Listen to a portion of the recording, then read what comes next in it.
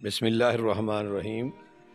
احباب گرامی، ہماری زندگی میں دکھ درد آفات و بلیات کا سامنا ہوتا رہتا ہے، تو ایسے مواقع پر عمومی حالات میں بھی اللہ رب العزت کے حضور دعا مانگتے رہنا چاہیے۔ جب کسی دشمن کا خوف ہوتا تو رسول اللہ صلی اللہ علیہ وآلہ وسلم اس دعا کا اہتمام فرماتے: اللہم انا نجعلک فی نحورہم ونعوذ بک من شرورہم۔ اے اللہ، بے شک ہم آپ کو ان دشمنوں کے مقابلے میں لاتے ہیں اور ان دشمنوں کے شرور سے آپ کی پناہ مانگتے ہیں۔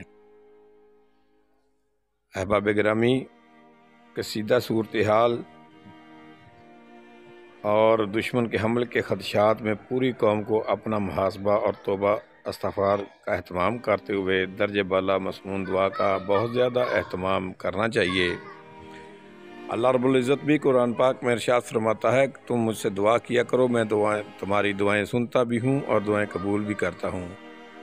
تو آپ جانتے ہی ہیں کہ اللہ رب العزت کے علاوہ کوئی خالق مالک نہیں ہے۔ اللہ کے سوا کوئی بھی ہماری مشکلات دور نہیں کر سکتا۔ بزرگ دعائیں ضرور کرتے ہیں، ان دعاؤں کے وسیلے سے بھی اللہ رب العزت ہماری مشکلات دور فرماتا ہے۔ یا اللہ ہم سب پر رحم فرما۔ صلی اللہ علی حبیبہ سیدنا محمد وعلی آلہ وصحبہ وسلم۔